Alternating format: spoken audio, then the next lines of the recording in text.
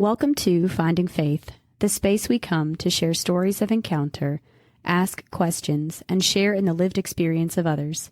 As you listen to the stories of our interview guests, I ask that you consider the courage it takes to stand before your peers and share your experience of faith for the benefit of another. My name is Jessie Bennett, and this is the 15th episode of Finding Faith.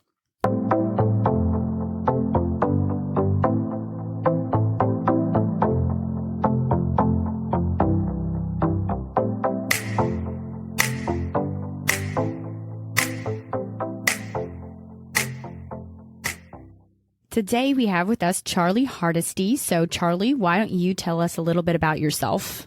So I'm Charlie Hardesty. I'm the Director of Youth and Young Adult Ministry here in the Diocese of Owensboro. I'm also a husband to Megan and father to Nolan and Grace, and live here in Owensboro for about the last 3 years. Charlie's going to share with us about how he came to experience Jesus through encountering loneliness. So Charlie, if you wouldn't mind, go ahead and share your story with us. My name's Charlie Hardesty, as Jesse mentioned, and I grew up in Madisonville, Kentucky. I grew up Catholic, so I'm cradle Catholic. I grew up Catholic in Madisonville, Kentucky at Christ the King Parish, which is a relatively small parish in a community that is not incredibly Catholic. So it's not uncommon in Madisonville to be around people of faith, but generally there's a pretty ecumenical spirit in that community. So I wasn't surrounded by a lot of other Catholics, other than the fact that we did a lot of things at the parish. Speaking of that, like I did all the normal things growing up that you would do as a Catholic. So I went through religious education. I didn't go to Catholic schools. We called it CCD back then. I was there every week, probably there more than I was even at Mass. We didn't miss Mass a ton, but definitely a priority was making sure that we were at CCD to learn about our faith. Did all the sacramental things you normally do, was baptized there in Madisonville, did my first reconciliation, first communion, confirmation, all that stuff there as well. Did Vacation Bible School. We had some neat experiences of that. Was an altar server early on in life and really enjoyed doing that. But outside of being at the parish and being at parish experiences, I wouldn't say that my faith was too terribly important to me. I had a great family growing up, great parents, but faith was not a real common experience in our household, maybe other than doing a blessing at a meal. So we weren't a family that really prayed together or studied together or even really talked about our faith too terribly much outside of the parish setting. I should have mentioned before, my dad's not Catholic. Part of my story early on is just kind of navigating a space where pretty much mom was the reason we were going to Mass. Mom was why we were involved in the parish. And a lot of times I can remember seeing dad just kind of hanging out on Sunday mornings at home. It didn't mean that dad didn't have faith. Dad just didn't express his faith so much in a church community. And like I said, he wasn't Catholic. A way I always describe my faith as a child is that my prayer life was kind of treating God like a butler, like when I needed him kind of prayer life. So my earliest expression of prayer could simply have been like, okay, I'm missing a shoe. I don't know where one of my shoes is. God, help me find my shoe. He always did, I should mention. I always found that other shoe. But it's not a very deep experience of prayer by any stretch. So I cruised along through much of my childhood, having really a good one, surrounded by people. I loved people, had lots of friends in the neighborhood. We went on tons of adventures together. It was a really, really neat experience. Also had a really great soccer community. So played with the same group of guys from like age 12 on into high school. And that was a strong community of people that I really connected with. And like I said, I'm wired to kind of love people. I'm an extrovert. And so I get a lot of energy from being in a community of people. Which is why when this story turns to one of loneliness, you can kind of gather why it's such an impactful moment for me. Going into my sophomore year of high school, like I think happens for a lot of people, you kind of shift from maybe who you were as a child into more who you'll be as a teenager. And for us and for my group of friends that were in the neighborhood and that I played soccer with meant kind of experiencing all the things that high school had to offer. Going into that summer of sophomore year was like the first time we were really experiencing freedom beyond the neighborhood. So we're out and about in the community and getting invited to parties for the first time. And with that came everything else that the high school culture has to offer. So These parties involved alcohol, they involved drugs, they involved all that scene. I was never super comfortable with that for some reason. And I'd love to say that's because of my Catholic faith or my upbringing in the church, but I don't think it was. I think I really loved my parents. I didn't want to disappoint them. I didn't want to be involved in something that was going to really cause them to be disappointed in me. And I really was motivated by the idea of not getting in trouble. The first time my group of friends and I ever got drunk together was the last time I was comfortable with that in the experience in high school, at least. And the problem for me was just, again, that feeling of not wanting to get in trouble, but not wanting to disappoint my parents. And so I began being the person in our group that when we were invited to something would be the first to say, maybe we should do something else, or maybe we shouldn't go out and do those things. And I just remember, I think for them, I became kind of a nagging voice, just trying to keep us from kind of maybe doing more of the things we used to do and less of the things that they were interested in doing. Somewhere along the way in that summer, I think that voice got really old for them. And I can kind of remember, like, overnight, I went from being invited to everything we were doing to kind of being left out of everything we were doing. And it really felt that quick. Like, I can remember waking up one day and realizing that they weren't calling today. Like, no one was going to see what I was up to and see if I wanted to hang out. Like, they were done with me. From that, I felt for the first moment in my life truly and utterly and absolutely alone. Now, this wouldn't maybe be such a big deal to some, but like I said, that's not how I'm wired. I really love people, and I really loved this group of friends. And all of a sudden, to find myself completely alone was devastating. I was probably as close to depressed as I've ever been in life, and I'm sure my parents were scared and unsure of what was going on in me, but I was just at the house every day. I was at soccer practice and at the house. That was all I was up to. And outside of that, I really had no one or nothing going on. Going on into sophomore year, you get to school and you're meeting people in your classes. And I didn't share a lot of classes in common with some of those friends, but I actually had a group of other people that I was in a lot of other classes with. And I don't know if they noticed that something was off or if I'm just lucky for this, but I had a group of friends or a group of folks reach out to me and offer me an opportunity to come on a retreat. Now, the Methodist Church in Madisonville was like notorious for being the best youth ministry experience in town. And like everybody wanted to be connected to that.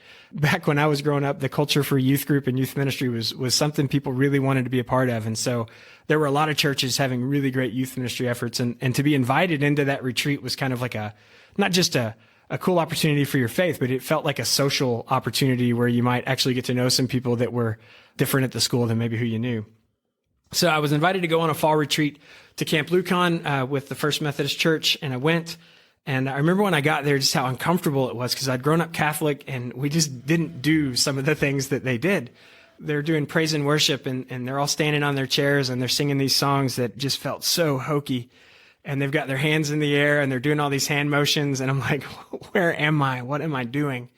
And I just felt so uncomfortable and out of my skin and kind of had my arms crossed and was off to the side and unsure of what was going on. But over the course of that weekend, just being around a community of people that were vulnerable, that were real, that were willing to share of their troubles in life, to be around my peers that were also having some of the same struggles I was having. I went from being somebody kind of stepping off to the side to being somebody standing in the chair, singing songs as loud as I could with my hands in the air, just like the rest of them. That was what I would say was the introduction to what it might mean to have a personal relationship with Jesus for me. Over the course of that weekend, there were a lot of things that happened. I was surrounded by a great supportive community of people in a world where I felt totally alone.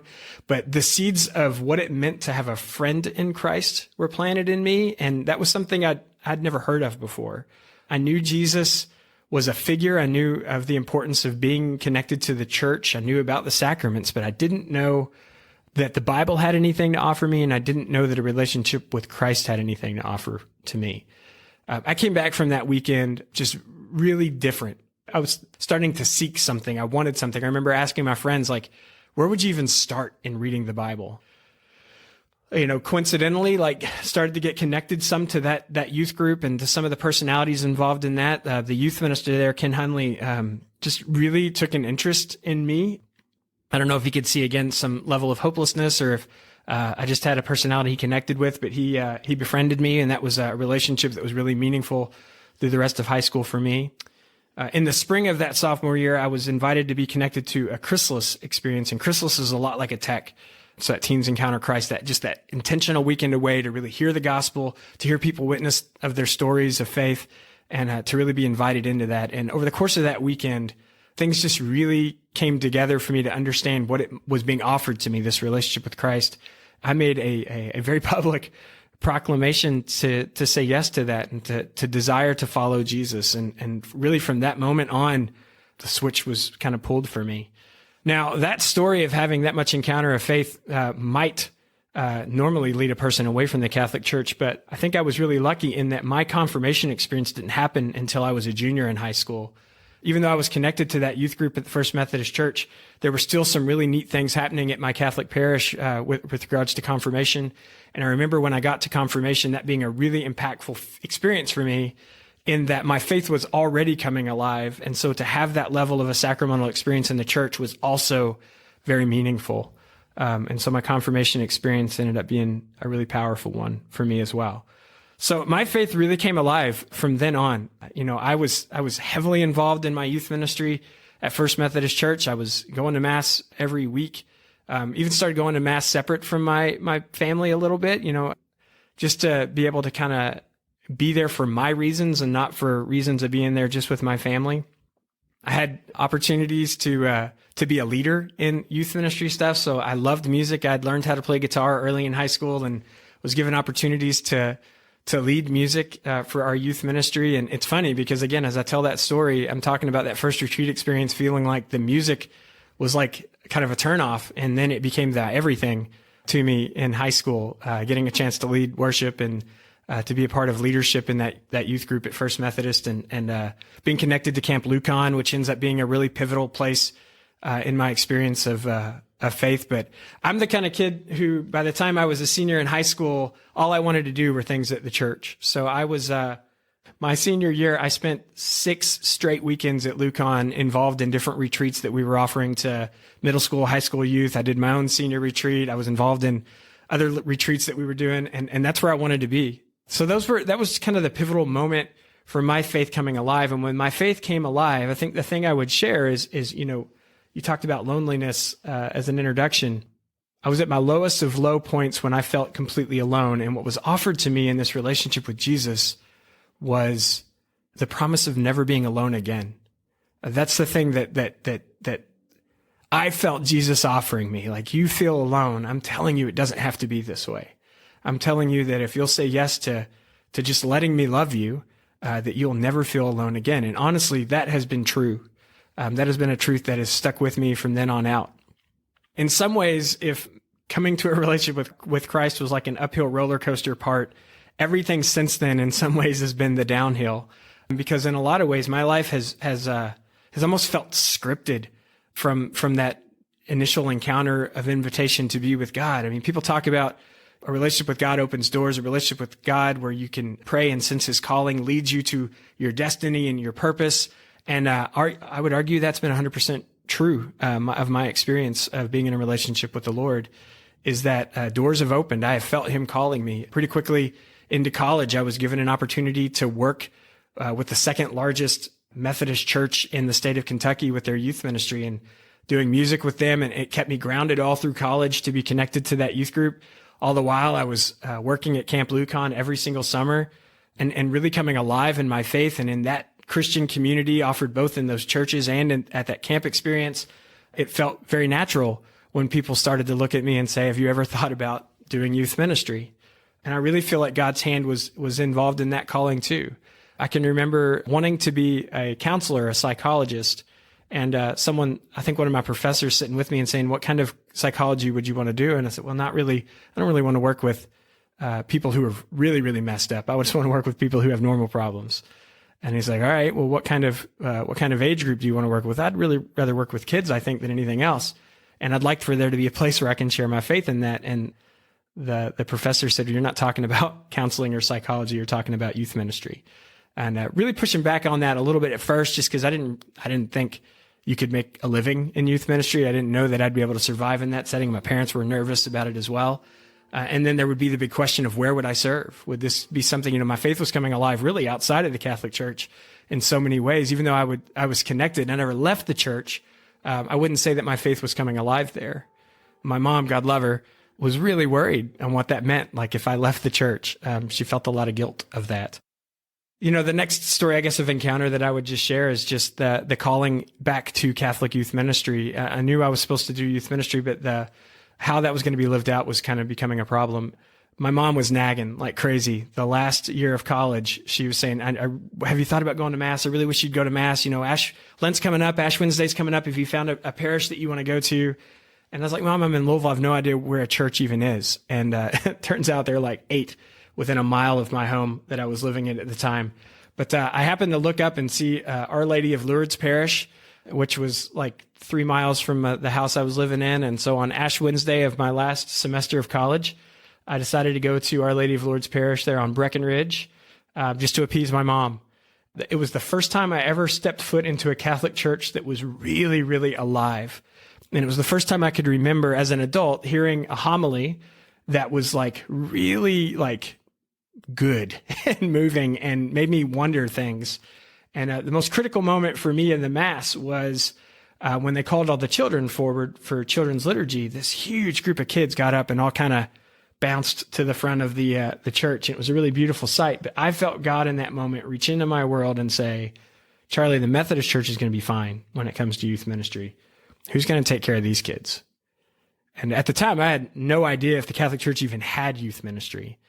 And I thought, like, in that moment, even though I loved the work I was doing at Christ Church United Methodist in Louisville, I loved the kids I was involved in there. That was such a distinct moment of calling that I felt basically the urge to even quit what I was doing and even volunteer at this church if it meant being around Catholic youth that weren't going to have the experience that I was having in my faith, that were probably having an experience of faith that I had had as a kid, which was fine, but it wasn't bringing forth a really alive, vibrant experience of faith. So there's that. I mean, there's been a lot. I mean, I guess what I want to suggest is that my story, what I think everyone's story is on some level, is not of a one-time moment where God breaks through and then he says, all right, that was that. I'll see you. It's that one moment of breakthrough and then a continued promise of accompaniment that you'll never be alone, that I'm always going to be with you. I've had so many moments where that is proven true. I think about when I met my wife. We were working at Camp Lucon together. I had been through some really bad relationships, and I had been a really bad relationship for a bunch of people. I just remember the feeling that here we go again. Like, I'm dating this girl. We're 2 weeks in. I should probably bring it to an end. And I was just walking through the field at Lucon away from a worship experience, and I felt God say, don't be afraid of her. And I dropped my guitar. I stopped. It was like, whoa, what? What do you mean? It was that level of it wasn't audible, but my God, it was audible. Don't be afraid of her. And our relationship had ups and downs from there, but it's the woman I'm married to even now. I think back to, knowing I wanted to be in Catholic youth ministry, but not knowing where or how that was going to happen after college. And I was interning in Madisonville at First United Methodist Church, where my faith had come alive with Ken and that great youth group there. Father Jason McClure, who was an associate pastor in Henderson at Holy Name, called First Methodist out of the blue, having never met me before, having no idea who I was, and said, I'm hearing there's a guy there who's interested in Catholic youth ministry. Would he be willing to come and meet? Just out of the blue. Just how did that happen? How did God orchestrate that? And again, I served for 13 years as the youth minister at Holy Name in Henderson based on that opportunity and that experience. And God's been with me in a lot of times since then. So it's not always been just opening doors that are good.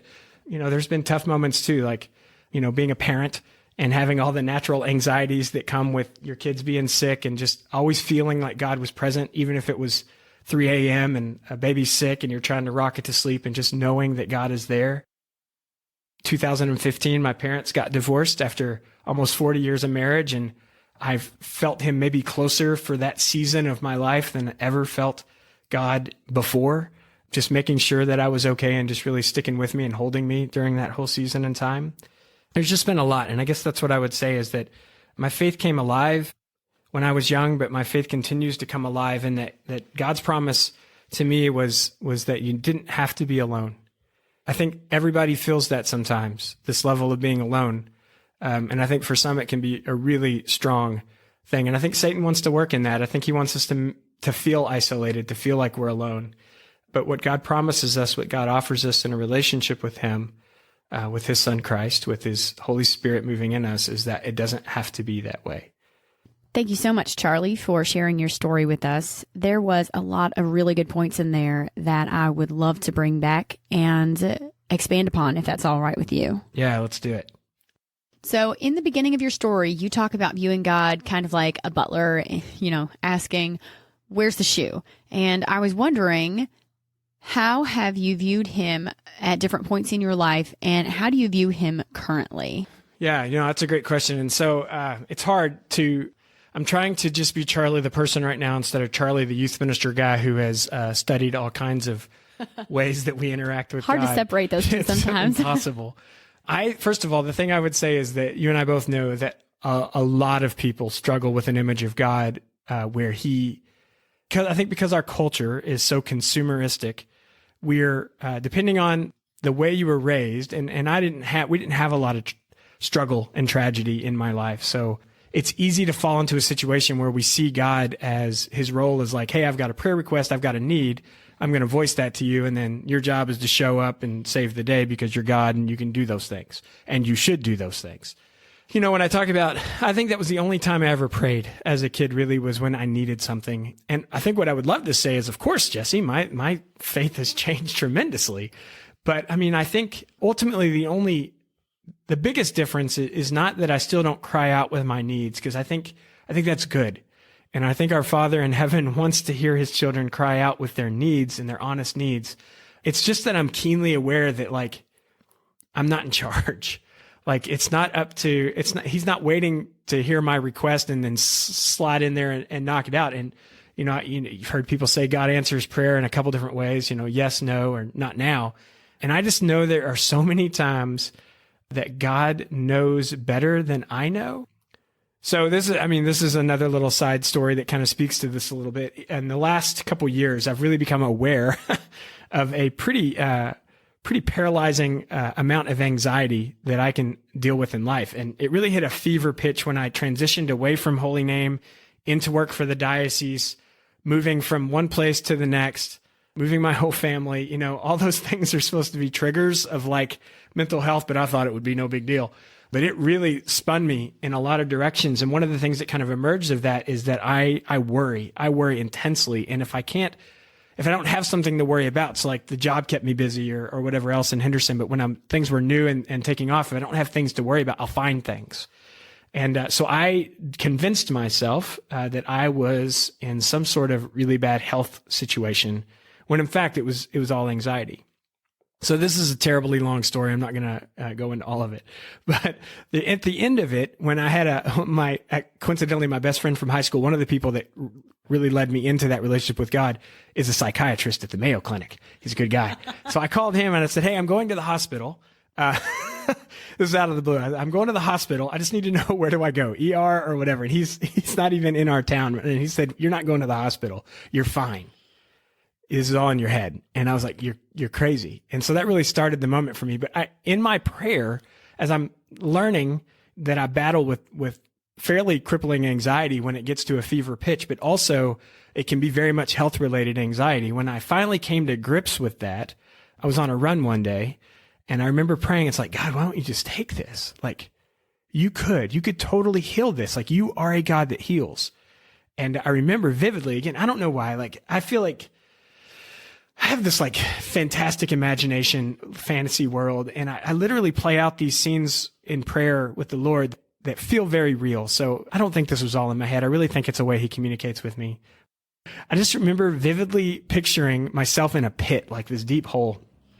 And this is the anxiety, is the deep hole. I've got to get out of this hole.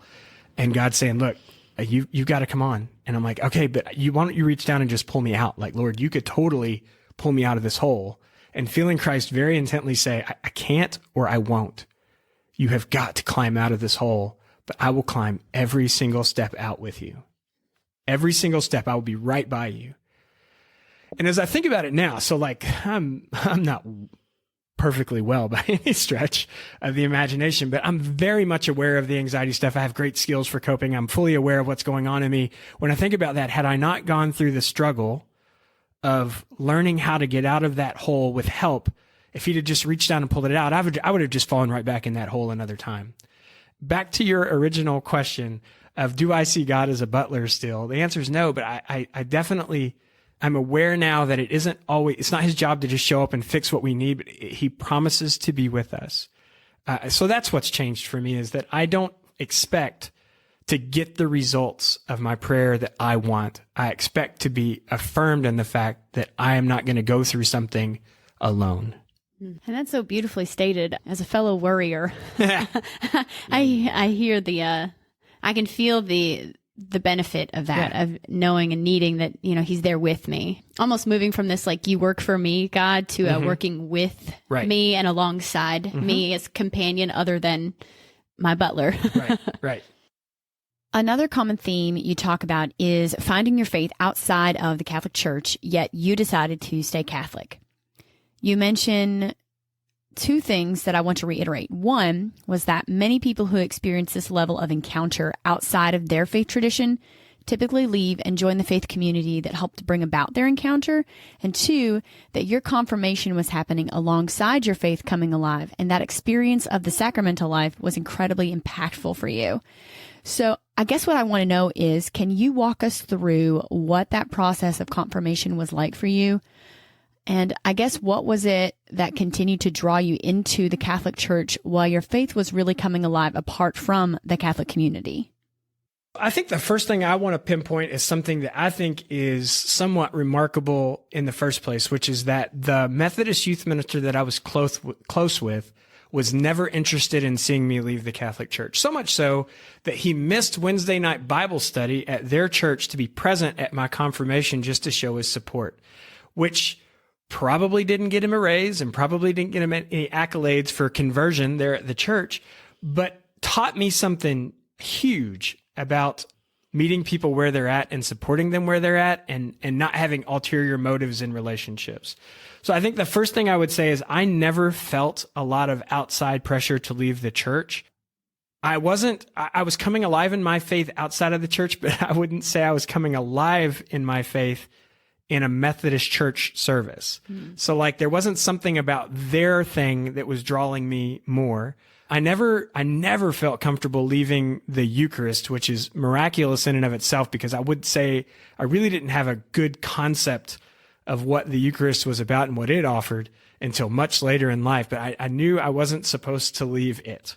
Sometimes I can be a little hard on my upbringing in the Catholic Church in Madisonville, but I would say is that there were an awful lot of pretty strong roots from the encounters that I had as a young person. So even though my family wasn't as prayer-filled or as regularly talking about faith growing up as I would have loved to see our home be, the importance of church was always important. And I think there was something to not leaving a faith I'd grown up there.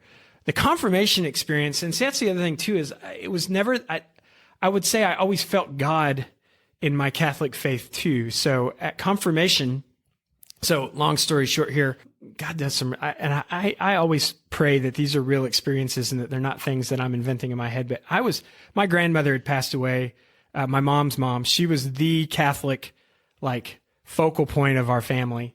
And she passed away my freshman year, and into my junior year was when I was confirmed. And that was still that was maybe the first moment of real loss I had from my childhood was watching her pass away. She had Alzheimer's. It was a really long, terrible process of watching her pass away.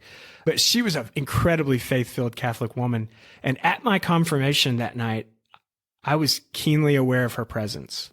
I can't explain that. I really can't. I just know that she was there, and I felt her in a very real way in the liturgy of my confirmation. God is there. Something was there. There was no reason. Like I said, things were happening in my faith at Mass as well as my faith happening in other places. So that was a really powerful moment for me. There was a moment where I was pretty sure I was leaving when I was in college. My mom was getting ready to celebrate a birthday, and my aunt, who ended up being the Catholic matriarch of our family after my grandmother had passed away, my mom's older sister, I stayed at her house for a night before we celebrated my mom's birthday the next day. And this would have been Holy Saturday, because I think the next day was Easter. And her and I just had it out. And I couldn't talk to my mom like this because, there's just too many things at play relationally there. But with my aunt that night, I just basically looked at her and said, I don't think I'm going to stay Catholic. And she very calmly said, yeah, I think you probably are. And I was like, how could you be so sure? And she's like, there's nothing that you're searching for outside of the church that you're not going to find in it. And then she could say from her own experience of that journey, I have been out, I have been where you've been, I've seen what you've seen, and all of it led me back to this church. And I think it was her calm confidence that shattered my early 20s, I've got everything figured out worldview. But in that strong confidence, I became more open to what might happen if my ministry and my faith life were to come alive in the Catholic Church. I still wasn't sure when I took the job in Henderson if it was all going to work out. But Father Jason, who is vocations director for our diocese and vicar for priests and works at Catholic High, who's still a really dear friend of mine, journeyed with me through that whole year of all my questions and all my thoughts and my concerns. And by the time I got done with a couple months of ministry at Holy Name, and I just really knew that I was going to be connected in this Catholic faith and that there was a place for me. Like this Catholic faith that had been so small to me in Madisonville was so big. And so I had no concept of how big it was, no concept of a church outside of Madisonville that was Catholic. And so to see that opportunity in that space was really eye-opening. I kind of outed you a little bit on the feeling alone and finding God in this moment of encountering alone. Yeah. And some of that comes from side conversations. Sure. Charlie's a good friend of mine. So there's plenty of conversation that's happened outside of this podcast. And so this one also might kind of fall outside of that scope. But I know that this feeling of feeling alone, it's something that I feel like I hear from a lot of people is they feel abandoned by God. They feel alone in the church. They don't feel like anyone cares if they're there or if they leave. And this feeling of just being outside of, and I know that's not exactly what you were feeling, but you have this understanding or concept of what it's like to be alone. What would you say to people who are feeling this lack, that they feel like God doesn't care, God doesn't want me, the church doesn't care, the church doesn't want me, that I am alone in this? I think the first thing I would say is don't confuse the experience you're having of the people around you with what can be offered to you in a relationship with God. I think sometimes we really limit our image of God to what we've experienced out of the people around us. And what we know is that even the people that we care about the most, that we're deepest in relationship with, are bound to let us down at some point. And I think what we need to accept or trust is that in a relationship with God, that's not possible. It's not possible. And as a worrier, as a person who deals with anxiety on some levels and some level of doubt at times, I have often, even now in my adulthood, having thousands of examples of him never letting me down, still go, but what if this next time he does? Like, what if this next time when I really need him, he's not there? And that next time comes and goes, and I have all of the evidence I need, and I get through a season. I'm like, wow, God, you're so good. You were with me. Thank you. And he stays faithful. So I would say, first of all, like my first instinct there was like, I'm so sorry, because there are probably situations where when you look around a room and you go, gosh, I'm not sure if anyone notices me, that you're right. And I think that's what's tragic. And I would say that, like, I could have looked at my parents and said, all of my friends don't like me anymore. And they could have said the parent thing of, oh, that's not true, honey. But it was 100% true. Like, if you asked any of them, they'd be like, oh yeah, we totally wrote him off. Like, we've healed since then, most of us. And honestly, what's funny about those relationships is as I became stronger in my faith and their lives were really struggling, they ended up pursuing me again, which ended up being a beautiful reconciliation in a lot of those situations. But they would be able to tell you, like, that's true. And I think for some people, when they say, I feel very alone, they don't need someone to say, oh, no, you're not, you're fine. They're probably feeling alone because it's true for them. And I think what I would say is not that you need to get used to a life alone with God, but trust God enough to give him that pain, and then trust him enough to open up avenues where that doesn't have to be true anymore. Like, I couldn't have predicted another group of people reaching into my world and inviting me out of my loneliness into that retreat. I didn't know that was coming. And I sure didn't know, actually, in the moment of that invitation, that was what was happening. But it's funny because I wanted my old friends back, and God said, no, you don't. I want to give you an image of what real community can feel like. And so I think in our loneliness, sometimes we may be holding on to an image of friendship that God's like, nah, you're settling, like that thing you're wanting, like that's not going to be what you want. Like, and I think that could be true about relationships. I joked about having been in bad relationships and being bad relationships at times. And I think we look at those moments and we go, gosh, I really just want to be with her. I want her to be the one. And God's saying like, nah, you really don't. Like, if you would just give me some time, like I have something better. Better may not be the story we've written for ourselves, but I think when we settle into better, we will indeed agree that it is better. I think that's what I would say to someone. And then I think I would go on the next side of that, almost from a place of bold anger, and say, church, start looking around at the people that feel so dang lonely. Like, start paying attention to people that you get out of yourself a little bit. And, Lord, start with me. So if I'm someone who needs to wake up to some people around me that are lonely, do that in me. But church, let's do that. Let's get outside of ourselves a little bit and begin to see the need around us, and to be ready to step into those situations on behalf of our faith and love the way God is calling us to. Amen. Last question for you. A few weeks ago, I was sitting in my living room and I get a phone call from Charlie, and he had been listening to the podcast and he wanted to share an experience that he had while listening to it. And so Charlie, I was just wanting to see if you would be willing to share that with our listeners. Yeah, I think this is really neat. And, so sidebar, what's really funny is when Jessie first told me she wanted to do this podcast, the first thing I said to her was, let me know if you ever want me to be on it. And because I'm also an attention seeker with regards to my extrovertedness. And it was almost crickets on the other side of the line. I was like, oh no, she doesn't need me. Like, she's got other things in mind, which is fine. Regardless, I was really interested in seeing what the podcast would sound like. And so I was an early adapter to subscribing and listening to the podcast, and loved some of the early episodes. So something that happened for me is when I heard Ethan's, her husband, Jessie's husband, Ethan's telling of his story. Like, I don't share a lot in common with Ethan with regards to his experience growing up or even his situation with his father.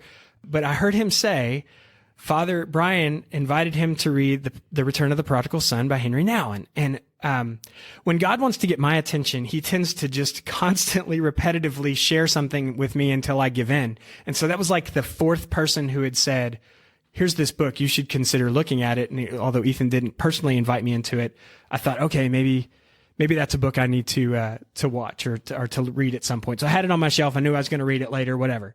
So I was traveling to Madisonville and I had time for another podcast. And Mallory went either before Ethan or right after. I don't remember what order I listened to it.